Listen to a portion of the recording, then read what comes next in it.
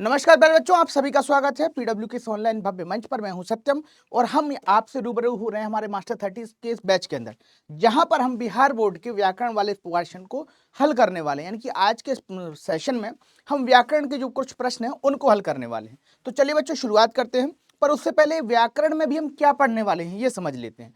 तो देखो भैया, आज हम बात करेंगे वर्ण विचार की, यानी कि वर्णमाला की। कौन कौन से प्रश्न हैं जो वर्णमाला से आ सकते हैं, बहुत महत्वपूर्ण माने जाते हैं। और फिर बात करेंगे शब्द विचार की। तो चलिए बच्चों, शुरुआत करते हैं आज के सेशन की। और इसी क्रम में हमारा जो पहला प्रश्न है वो इस प्रकार से पूछा गया है, प्लुत स्वर कौन सा है? चार ऑप्शन दिए गए हैं। पहला ऑप्शन है ओम, दूसरा ऑप्शन है अऊम, तीसरा ऑप्शन है ओम और अंतिम ऑप्शन है ओम। तो देखो बेटा, यहां पर एक चीज समझो, चारों तरीके से दिख रहे हैं, लेकिन आपका जो उचित उत्तर होगा वो होगा आपका ऑप्शन नंबर ए। ठीक है, क्यों होगा इस चीज को समझो। होता यह है कि प्लुत स्वर ऐसे स्वरों को कहा जाता है जिनका उच्चारण करने में सामान्य स्वरों से ज्यादा समय लगता है। जैसे हमने एक बात कही, स्वर समझो, स्वर के तीन भाग हुए। ठीक है, एक हुआ ह्रस्व, ठीक है, एक हुआ क्या, दीर्घ, ठीक है, और एक हुआ प्लुत। प्लुत क्या, इसका कॉन्सेप्ट समझ लो। ह्रस्व जिसमें उच्चारण में एक मात्रा का समय लगे। अब ये मात्रा क्या है? तो भैया, उच्चारण में जितना समय लगता है उसी समय को मात्रा कहते हैं। तो ह्रस्व स्वरों का उच्चारण बहुत जल्दी हो जाता है, इसलिए एक मात्रा। दीर्घ स्वरों का उच्चारण ह्रस्व स्वरों की तुलना में थोड़ी सी देर में होता है, इसलिए यहाँ पर दो मात्रा। और प्लुत का जो उच्चारण है वो और अधिक मात्रा में होता है, मतलब और ज्यादा समय लगता है, इसलिए वहां पर तीन मात्राएं लगती हैं। इसीलिए इन्हें त्रिमात्रिक स्वर भी कहा जाता है। यहाँ पर जो दिया गया है उसमें जो ओम है, ये जो है हमारा उचित उत्तर होगा, बाकी नहीं होंगे। क्योंकि बाकी के अंदर क्या किया गया है, स्वर क्या होता है जिसमें तरीके से जिसको लिखा जा सके, जिसका उच्चारण करने के लिए किसी दूसरे की जरूरत ना पड़े। तो यहाँ देखो, औम, यहाँ पर व्यंजन का प्रयोग हो गया, ये तो एक पूर्णतः शब्द भी है। तो इस तरीके से जो शुद्ध होगा वो होगा क्या, ऑप्शन नंबर ए। चलिए आगे बात करते हैं। अगले क्रम में हम बात करते हैं अगले प्रश्न की, जो पूछा जा रहा है ए स्वर का प्रकार है। ए मतलब किस प्रकार का स्वर है। ऑप्शन दिया गया है ह्रस्व स्वर, दूसरा ऑप्शन है दीर्घ स्वर, मूल स्वर और संयुक्त स्वर। अब आप बताओ भैया कि उचित उत्तर क्या है, जल्दी जल्दी बता दो। अब जरा पहले ध्यान करो, क्या स्वर के अंदर ह्रस्व स्वर क्या होते हैं, आ, उ, ई। ठीक है, दीर्घ स्वर कौन होता है? दीर्घ स्वर की बात करेंगे तो क्या हो जाएगा, ए, आई, ओ, औ। अब समझ में आया कि दीर्घ स्वर कौन सा होगा। दीर्घ स्वर होगा ऑप्शन नंबर बी के अंदर, कि ए जो है वो दीर्घ स्वर होगा। ठीक है, चलिए आगे बढ़ते हैं। अगले प्रश्न में पूछा गया, निम्नलिखित में से कौन सा अग्र स्वर नहीं है, यानी कि जिसका उच्चारण जीभ के अग्रभाग से नहीं होता, ऐसा कौन सा स्वर है। ऑप्शन ए है आ, ऑप्शन बी है ई, ऑप्शन सी है ऊ और ऑप्शन डी है ए। कौन सा ऐसा स्वर है जिसका उच्चारण अग्र स्वर से, यानी कि जीभ के अगले वाले हिस्से से नहीं हो रहा है। कैसे पहचानेंगे, उच्चारण करके देख लो। आ का उच्चारण कहाँ से हो रहा है, अंदर की तरफ से हो रहा है। ठीक है, कंठ के अंदर की तरफ से हो रहा है आ। ठीक है, और ई का उच्चारण जीभ के अगले हिस्से से हो रहा है, ए का उच्चारण भी जीभ के अगले हिस्से से हो रहा है, और आई का उच्चारण भी जीभ के अगले हिस्से से हो रहा है। तो भाई हमारा उचित उत्तर क्या हो जाएगा, ये बताओ। अब हमारा उचित उत्तर हो जाएगा विकल्प क्रमांक आ, यानी कि विकल्प क्रमांक ए। आ का जो उच्चारण है वो अग्र स्वर में से नहीं हो रहा है, यानी कि आ जो है वो अग्र स्वर नहीं है।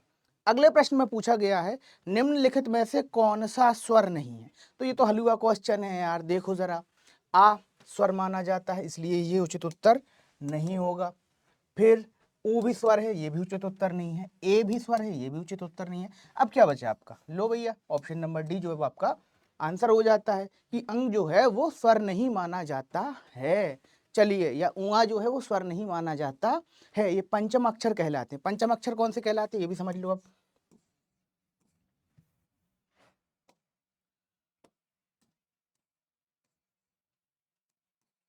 पंचमाक्षर,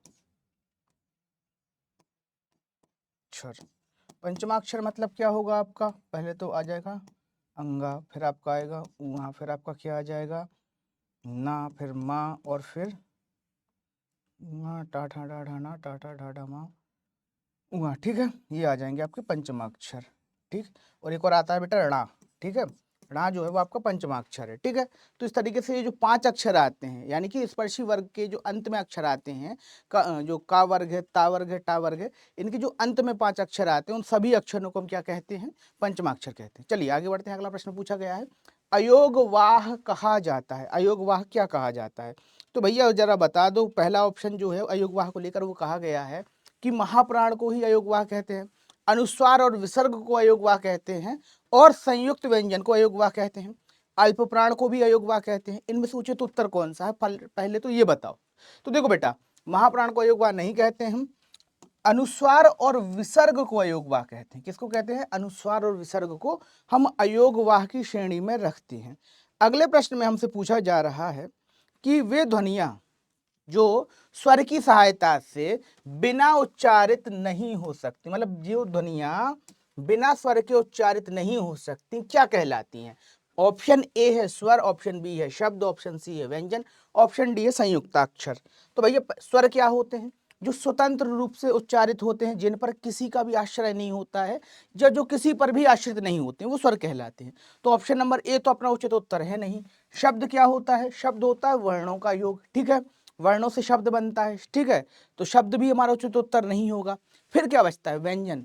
तो वे वर्ण जो अपने उच्चारण के लिए किसी अन्य वर्ण पर आश्रित हों, अर्थात स्वर पर आश्रित हों, क्या कहलाते हैं? क्या कहलाते हैं? क्या कहलाते हैं भाई? व्यंजन कहलाते हैं। संयुक्त अक्षर ऐसे अक्षर या ऐसे व्यंजन कहलाते हैं जो दो व्यंजनों से मिलकर मिलते हैं, जैसे छा छत्री का आपका हो गया, या ज्ञानी का हो गया, ठीक है, शा षटकोण का हो गया। ये ऐसे तमाम जो हैं वो मिलकर बनने वाले, ठीक है, क्या करने वाले? मिलकर बनने वाले व्यंजन जो दो व्यंजनों से मिलकर बनते हैं, वो क्या कहलाते हैं? आपके संयुक्ताक्षर कहलाते हैं।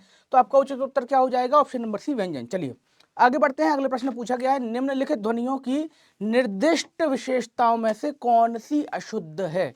पहले कहा जा रहा है चा तालव्य है और महाप्राण भी है, माँ ओष्ठ है और सघोष भी है, ता जो है वो अल्प प्राण है और दंत भी है, और खा महाप्राण है और कंठ भी है। जरा सोचो उचित उत्तर कौन सा हो सकता है? पूछा क्या जा रहा है, पहले उस चीज पर गौर करो, ठीक है, क्योंकि ऐसे प्रश्न में ना हम भटक जाते हैं, भूल जाते हैं कि पूछा क्या गया है। निर्दिष्ट विशेषताओं में कौन सा अशुद्ध है? चा तालव्य है, और क्या है? महाप्राण है, ठीक है, माँ ओष्ठ है, सघोष है, माँ ओष्ठ है, माँ माँ माँ माँ, हाँ, तो भाई माँ का उच्चारण कहाँ से हो रहा है? होंठ से हो रहा है, इसलिए ये तो माँ ओष्ठ हो ही गया। फिर क्या है? ता जो है वो अल्प प्राण है, दंत है, तो ता का उच्चारण कैसे होता है? ता ता, दांत से हो रहा है, ये भी बात है, ठीक है। खा क्या है? महाप्राण है, कंठ है, ठीक है। इनमें से उचित कौन है? चा जो है वो उचित नहीं है, ठीक है, यानी कि ऑप्शन नंबर ए जो है वो आपका उचित उत्तर नहीं होगा, ठीक है, सॉरी, क्योंकि चा जो है वो तालव्य और महाप्राण दोनों चीजों में से एक चीज है, ठीक है। चलो आगे बढ़ते हैं, अगले प्रश्न में देखते हैं। अगला प्रश्न क्या है? वे ध्वनियां जो स्वर की सहायता से बिना अरे ये तो सारे रिवर्स आ रहे हैं, चलिए आगे बढ़ते हैं। चा छा जा झा जा का उच्चारण स्थान कौन सा है? बता दो जरा भैया, कौन सा है? ओष्ठ है, तालु है, दंत है, क्या है भैया? ठीक है, तो देखो ओष्ठ है क्या? ओष्ठ नहीं है। दंत है क्या? दांत से निकलता है। चा चा चा दांत से निकल रहा है? नहीं निकल रहा है। चा वर्ग जो है वो दांत से नहीं निकलता है, तालु से निकलता है। तो ऑप्शन सी आपका क्या हो जाएगा? उचित उत्तर हो जाएगा। चलिए आगे बढ़ते हैं, अगले प्रश्न से मैं देखते हैं क्या है। प्रत्येक वर्ग का दूसरा और चौथा वर्ण क्या कहलाता है? महाप्राण व्यंजन, ठीक है, महा अल्प प्राण व्यंजन, उच्छिप्त व्यंजन और अनुनासिक व्यंजन। अब बताओ भैया क्या कहलाता है? जरा सोच के बताओ, महाप्राण का कॉन्सेप्ट क्या है, ठीक है, और उसके साथ साथ ये भी बताना है कि अल्प प्राण का कॉन्सेप्ट क्या है। तो देखो बेटा, ऑप्शन नंबर ए जो है वो इस प्रश्न का उचित उत्तर हो जाएगा कि प्रत्येक वर्ग का पहला और दूसरा जो है वो क्या हो जाता है? महाप्राण हो जाता है। पहला, दूसरा और चौथा जो है वो महाप्राण हो जाता है। तो क्या हो गया? 124 जो है वो महाप्राण है, और जो बच गए, ठीक है, 3 और 5 वो क्या हो गए? आपके अल्प प्राण हो जाएंगे, ठीक है। तो यहाँ पर उचित उत्तर क्या हो जाएगा? आपका महाप्राण हो जाएगा। चलिए आगे बढ़ते हैं। अगले प्रश्न में आपसे पूछा जा रहा है, ज्ञा वर्ण का संयोग ज्ञावर्ण किन संयोगों से बना है, या किन संयोगों से जो है वो ज्ञावर्ण की उत्पत्ति हो रही है। तो जा धन जा से हो रही है, जा धन वहां से हो रही है, जा धन यहाँ से हो रही है, या किसी से भी हो रही है। ठीक है, तो यहाँ पर एक चीज समझ लो, पहले बहुत अच्छे से देखो कि क्या दिया गया है, फिर उत्तर टिक करना। ठीक है, क्या दिया जा रहा है उससे उत्तर टिक करना। ठीक है, तो यहाँ पर देखो ऑप्शन नंबर बी जो है वो आपका उचित उत्तर हो जाएगा कि जा और झा से, सॉरी जा और वहां से मिलकर इसकी उत्पत्ति होती है। चलिए अगले प्रश्न में चलते हैं। पूछा जा रहा है हिंदी भाषा में ह्रस्व स्वरों की संख्या कितनी है। 11 है, 4 है, 3 है, 2 है, कितनी संख्या जो है वो ह्रस्व स्वरों की मानी जाती है। तो जरा फटाफट बताइए कितनी संख्या जो है वो ह्रस्व स्वरों की मानी जाती है। तो ह्रस्व स्वरों की बेटा जो संख्या है वो 4 मानी जाती है। कितनी मानी जाती है? 4 मानी जाती है। कौन कौन से हैं? छोटा आ, छोटी ई, छोटा ऊ और ऋ। क्या ऋ ऋषि का जो है वो आपका क्या माना जाता है? ह्रस्व स्वर माना जाता है। तो इस प्रकार से 4 जो हैं वो आपके ह्रस्व स्वर माने जाते हैं। चलिए बढ़ते हैं अगले प्रश्न की ओर। अगले प्रश्न में पूछा जा रहा है निम्नलिखित में से कौन सा स्वर नहीं है। वही क्वेश्चन रिपीट हो गया है कि भाई कौन सा स्वर नहीं है। तो अंतिम जो ऑप्शन है, ऑप्शन नंबर डी जो है वो स्वर नहीं है, पंचमाक्षर है। अगले प्रश्न में बढ़ते हैं। ए तथा ओ वर्ण क्या कहलाते हैं? ओष्ठ कहलाते हैं, मूर्धन्य कहलाते हैं, कंठ तालव्य कहलाते हैं, नासिक्य कहलाते हैं। तो देखो नासिक्य नहीं कहलाएंगे, क्यों? क्योंकि इनका उच्चारण नासिका से नहीं होता है। मूर्धन्य भी नहीं कहलाते हैं क्योंकि मूर्धा से भी इनका उच्चारण नहीं हो रहा है।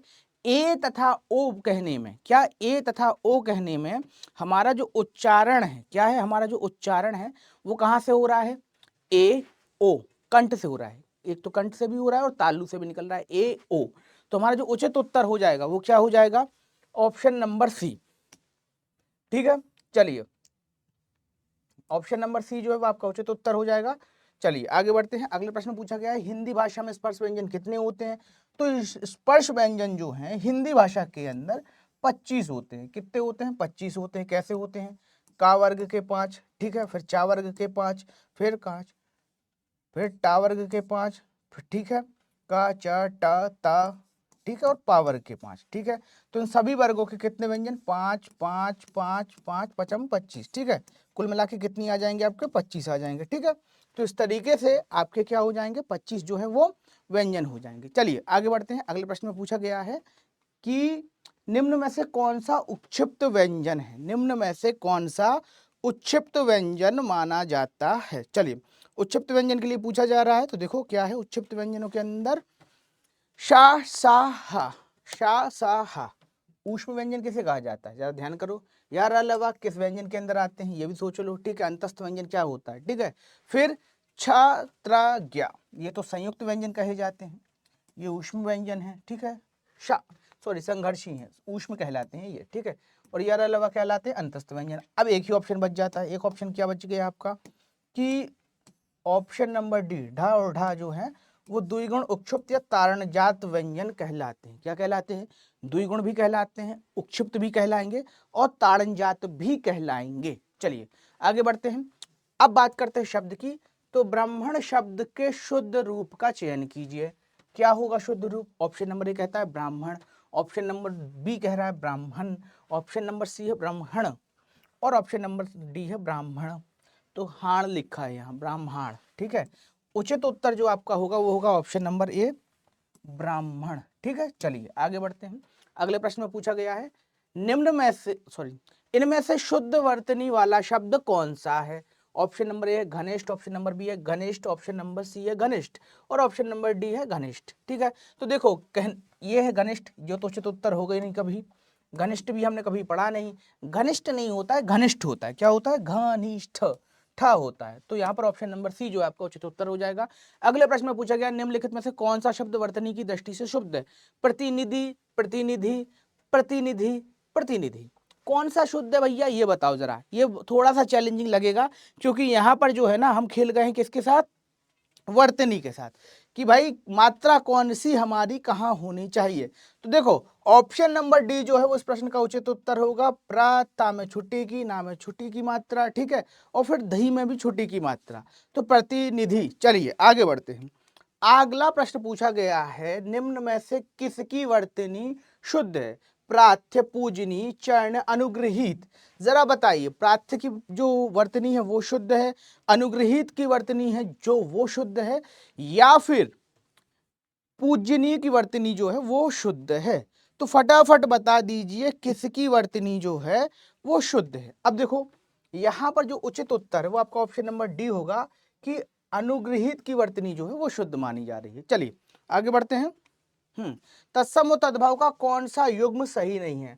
करहाट कड़हाट, काथिप्य कैथा, कुक्षी कोख, बी और सी दोनों। ठीक है, जरा पहले पढ़ लो, अच्छे से पढ़ो कि भाई कौन सी ऐसा जो है वो ठीक नहीं है। क्या नहीं ठीक है? तत्सम और तद्भव का कॉम्बिनेशन जिनका ठीक नहीं। तत्सम क्या? संस्कृत के समान शब्द जो संस्कृत में भी प्रयोग में लाए जाते हैं, हिंदी में भी उसी अर्थ में प्रयोग में लाए जाते हैं। तद्भव शब्द वे शब्द कहलाते हैं जिनका वर्तमान में परिवर्तन हो चुका है, मतलब जिस तरीके से उन्हें प्रयोग करना चाहिए उस तरीके से हम जो है वो प्रयोग करते नहीं हैं।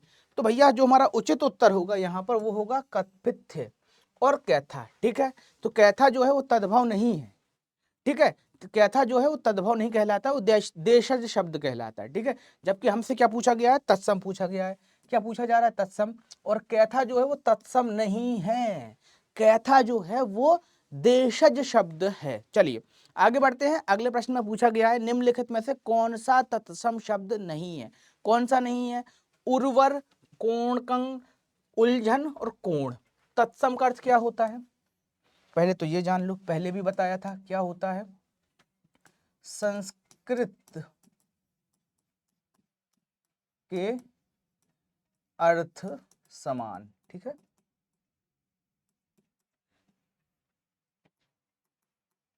समान। ठीक है, संस्कृत के अर्थ के समान होता है, मतलब जिसका अर्थ संस्कृत में भी समान निकल रहा हो और हिंदी में भी समान निकल रहा हो, ऐसा शब्द। ठीक है, तो भाई उर्वर का अर्थ होता है उपजाऊ, हिंदी में भी सेम अर्थ है, संस्कृत में भी सेम अर्थ है। कोंकण एक स्थान का नाम है। ठीक है, जो हिंदी में भी सेम रहेगा, संस्कृत में भी सेम रहेगा। उलझन जो है ये जो शब्द है बेटा, ये तत्सम शब्द नहीं है। ठीक है, उलझन जो है वो हमारी चलती फिरती भाषा खड़ी हिंदी के अंदर आया है। इसका प्रयोग जो है ना वो मन की दुर्दशा के लिए किया जाता है कि जब मन कहीं फंस जाता है। ठीक है, तो यहाँ पर हमें क्या पता चल रहा है कि ऑप्शन नंबर सी जो है वो आपका उचित उत्तर नहीं होगा। चलिए आगे बढ़ते हैं। अगले प्रश्न में पूछा गया है हमसे कि तत्सम का अर्थ है। तत्सम का अर्थ क्या है ये समझो जरा, पूछा जा रहा है हमसे। पहले कहा जा रहा है तो उसके समान। जी हाँ, तत्सम उसके समान मतलब किसके समान? संस्कृत के समान। ठीक है, फिर क्या कहा जा रहा है? किसी भाषा का वह शब्द जो अन्य भाषा में मूल रूप से प्रयुक्त होता हो, ये भी सही है।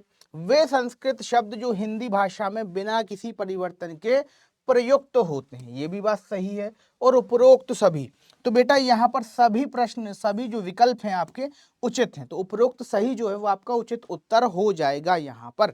चलिए आगे बढ़ते हैं। अगले प्रश्न में पूछा गया है अंगीठी का तत्सम शब्द क्या है? अग्निका, अनिष्ठिका, अग्नि, अग्निष्ठिका और अग्निष्ठिकी। तो देखो बेटा, अग्निष्ठिकी नहीं होगा क्योंकि हम शब्दों का जब विकृत रूप आता है तो भाषा या वर्तनी में परिवर्तन होता है। किसमें? वर्तनी में परिवर्तन होता है, पर लिंग में परिवर्तन नहीं होता है। ठीक है, और अंगीठी तो स्वयं स्त्रीलिंग है, इसलिए इसमें अलग से मात्रा लगाने की कोई जरूरत नहीं थी। अनिष्ठिका भी नहीं होगा, अनिष्ठिका का दूसरा अर्थ निकल जाता है। अग्नि का मतलब नहीं होगा, अग्निका का जो अर्थ निकलता है वो दूसरे तरीके से निकलता, मतलब आग को लगाने वाला या जिसमें आग जो है वो वहन करती। ठीक है, तो यहाँ पर केवल एक ऑप्शन आपका बच जाता है, वो है ऑप्शन नंबर सी, अग्निष्ठिका। ठीक है, चलिए आगे बढ़ते हैं अगले प्रश्न की ओर। रेलगाड़ी शब्द है, कैसा शब्द है? देशज शब्द है, विदेशज शब्द है, संकर शब्द है या तद्भव शब्द है? तो बेटा रेलगाड़ी जो है वो संकर शब्द है। हमने दूसरी भाषाओं से, ठीक है, कुछ शब्द चोरी किए। चोरी मतलब कोई शब्द हमारी भाषा के अंदर आ गए, उसमें अपने शब्द को जोड़ दिया। ठीक है, और इस जुगाड़ से एक नया शब्द जन्म ले लिया। ठीक है, तो भाई वही बात है, संकर शब्द ऐसे शब्दों को कहा जाता है कि जब दो भाषाओं के संक्रमण से कोई शब्द का जन्म होता है। ठीक है, जैसे हमने कहा रेलगाड़ी। ठीक है, तो रेल क्या हो गया? इंग्लिश का शब्द हो गया, गाड़ी दूसरी भाषा का शब्द है, दोनों को मिलाकर हमने गाड़ी, रेलगाड़ी तैयार कर दी। ठीक है, चलिए आगे बात करते हैं। अगले प्रश्न में पूछा गया है अंधे की लकड़ी मुहावरे का अर्थ है। निम्न में से अंधे की लकड़ी का मुहावरे का जो अर्थ है वो कौन सा है? एकमात्र सहारा होना, अंधों के हाथ होना, डंडे, का सहारा होना, सभी का सहारा होना।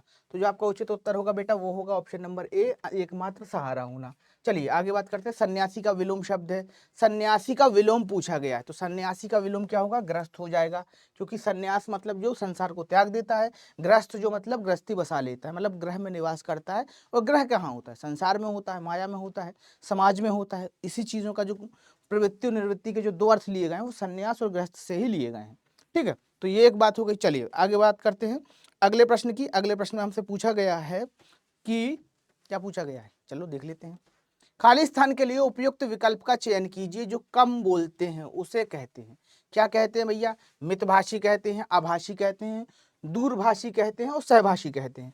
तो जो कम बोलता है उसको कहा जाता है मितभाषी। क्या, मितभाषी। क्या कहा जा रहा है, मितभाषी, कम बोलने वाला। ठीक है, चलिए फिर देखिए आगे पूछा गया है आपसे कि स्वीकीय का विलोम है, स्वकीय का विलोम है, परकीय, ना, स्वीकृत, अस्वीकृत और नारकीय। इनमें से कौन सा जो है वो स्वक्रिय का विरोध या पर जो अपोजिट होगा वो होगा। तो स्वकीय मतलब स्वयं के द्वारा कृत, और परकीय मतलब दूसरे के द्वारा कृत।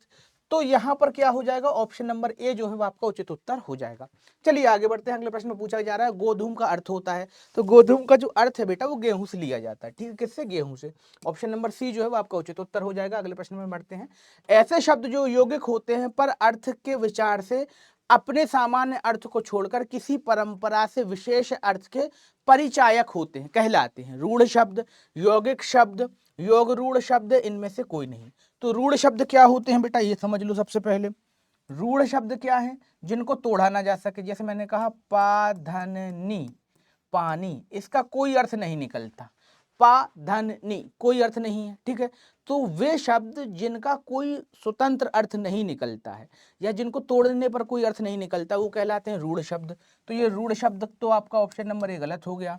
फिर यौगिक शब्द, जिनको तोड़ने पर अर्थ तो निकलता है, ठीक है, पर उनका फिक्स अर्थ है। ठीक है, जैसे मैंने कहा पराधनवर्तन, परावर्तन। ठीक है, तो परावर्तन क्या हो गया, एक विज्ञान की टर्म का शब्द हो गया जब प्रकाश जो है वो किसी सतह से टकराकर लौट जाता है। तो यहाँ पर क्या हो गया, परावर्तन है।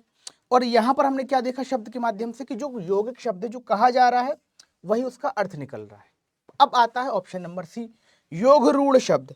ऐसे शब्द जो जिनको तोड़ा जा सकता है, तोड़ने के बाद इनको अगर जोड़ें तो इनका अर्थ जो है वो किसी तीसरे पद पे निकलता है, मतलब दोनों पद प्रधान ना होके कोई तीसरा पद प्रधान होता है। और ऐसे शब्दों को हम क्या कहते हैं, योग रूढ़ शब्द कहते हैं। ठीक है, चलिए आगे बढ़ते हैं। उल्टी गंगा बहाना मुहावरे का अर्थ निम्न में से कौन सा है। प्रतिकूल कार्य करना, अनुकूल कार्य करना, गंगा की धारा को उल्टी बहाना। जल्दी बता दीजिए कि भैया इनमें से कौन सा शब्द जो है वो आपका उचित उत्तर होगा। तो देखो उल्टी गंगा बहाना मतलब क्या होता है, पहले तो ये बात समझो। उल्टी गंगा बहाना क्या है, मुहावरा है। क्या है, मुहावरा। और मुहावरा जो है हमेशा लक्षणात्मक होता है, मतलब कहेगा कुछ और अर्थ निकलेगा कुछ। ठीक है, तो यहाँ पर सीधे सीधे अर्थ तो वैसे ही कैंसिल हो जाते हैं कि गंगा की धारा बहाना जो है वो गंगा की उल्टी धारा बहाना है जो इसका अर्थ निकलेगा। गंगा की धारा भी इसका अर्थ नहीं निकलेगा। ठीक है, अब क्या बचता है, या तो निकलेगा प्रतिकूल कार्य करना या फिर अनुकूल कार्य करना। ठीक है, तो आप समझ लीजिए अनुकूल कार्य करना होता तो उल्टा कैसे होता, प्रतिकूल उल्टा होता है ना। तो आपका ऑप्शन नंबर ए जो है वो उचित उत्तर होगा। क्या होगा, आंसर नंबर जो आपका ए है वो आपका उचित उत्तर हो जाता है कि जब भी कोई व्यक्ति उल्टा कार्य करता है तब हम कहते हैं कि उल्टी गंगा जो है वो बहा रहा है। चलिए आगे बात करते हैं। ऊधो का लेना ना माधव का देने का अर्थ क्या होता है, पूछा गया है। ऊधो का ना लेना, माधव को ना देना का अर्थ है अपने काम से काम रखना, सबसे अलग रहना, भक्ति भाव से दूर रहना, हिसाब साफ रखना। तो बेटा ऐसा व्यक्ति जो अपना काम करता है, क्या करता है, स्वयं केवल अपना काम करता है, उसको दुनिया में कोई मतलब नहीं, कुछ नहीं करना है। ठीक है, अपने काम से मतलब रखता है, उसी व्यक्ति को कहते हैं ऊधो का ना लेना ना माधव का देना। ठीक है, मतलब काम से काम, राम से राम भी इसके लिए कहा जा सकता है। एक ऐसा व्यक्ति जो केवल अपने काम से मतलब रखता है, दुनिया क्या कर रही है उसको कोई मतलब नहीं है। ठीक है, और ये चीज आपके काम की भी है कि अगर आप अपने काम से काम रखते हैं तो जीवन में हो सकता है कि बहुत सारी सफलताएं जो है वो आप प्राप्त कर लें। और परीक्षा का दौर है तो अपने काम से काम जरूर रखिएगा, रिवीजन करते रहिएगा, आगे बढ़ते रहिएगा। तो बेटा इस तरीके से हमने वर्ण विचार और शब्द विचार के कुछ प्रश्नों को हल किया। मिलते हैं अगले सेशन में, तब तक के लिए बने रहिए पीडब्ल्यू परिवार के साथ। धन्यवाद।